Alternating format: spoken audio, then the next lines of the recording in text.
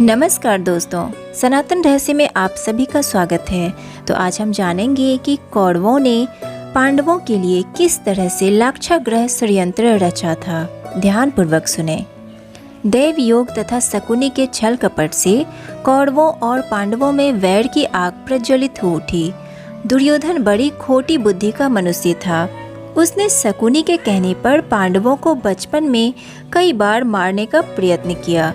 युवावस्था में आकर जब गुणों में उससे अधिक श्रेष्ठ युधिष्ठिर को युवराज बना दिया गया तो शकुनी ने लाक्ष के बने हुए घर में पांडवों को रखकर आग लगाकर उन्हें जलाने का प्रयत्न किया, किंतु विदुर की सहायता से पांचों पांडव अपनी माता के साथ उस जलते हुए घर से बाहर निकल गए।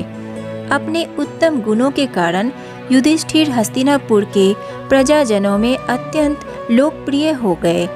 उनके गुणों तथा लोकप्रियता को देखते हुए भीष्म पितामह ने धृतराष्ट्र से युधिष्ठिर के राज्याभिषेक कर देने के लिए कहा। दुर्योधन नहीं चाहता था कि युधिष्ठिर राजा बने, अतः उसने अपने पिता धृतराष्ट्र से कहा, पिताजी, यदि एक बार युधिष्ठिर को राज सिंहासन प्राप्त हो गया तो यह राज्य सदा के लिए पांडवों के वंश का हो जाएगा और हम कौरवों को उनका सेवक बनकर रहना पड़ेगा। इस पर धृतराष्ट्र बोले, वत्स, दुर्योधन युधिष्ठिर हमारे कुल के संतानों में सबसे बड़ा है, इसलिए इस राज्य पर उसी का अधिकार है। फिर भीष्म तथा प्रजाजन भी उसी को राजा बनाना चाहते हैं। हम इस विषय में कुछ भी नहीं कर सकते। धृतराष्ट्र के वचनों को सुनकर दुर्योधन ने कहा, पिताजी, मैंने इसका प्रबंध कर लिया है, बस आप किसी तरह पांडवों को वारणावत भेज दें।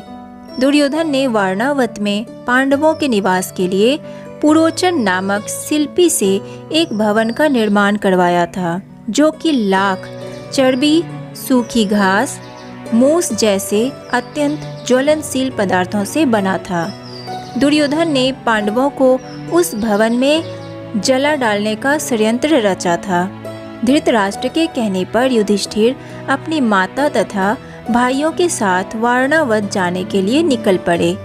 दुर्योधन के षड्यंत्र के विषय में विदुर को पता चल गया, अतः वे वारणावत जाते हुए पांडवों से मार्ग में मिले तथा उनसे बोले, देखो, दुर्योधन ने तुम लोगों के रहने के लिए वारणावत नगर में एक ज्वलनशील पदार्थों का एक भवन बनवाया है, जो आग लगते ही भड़क उठेगा।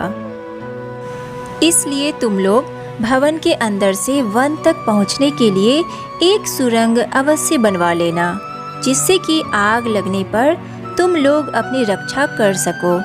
मैं सुरंग बनाने वाला कारीगर चुपके से तुम लोगों के पास भेज दूंगा। तुम लोग उस लाक्षागृह में अत्यंत सावधानी के साथ रहना। वारणावत में युधिष्ठिर ने अपने चाचा विदुर के भेजे गए कारीगर की सहायता से गुप्त सुरंग बनवा लिया। पांडव नित्य आखेट के लिए वन जाने के बहाने अपने छिपने के लिए स्थान की खोज करने लगे।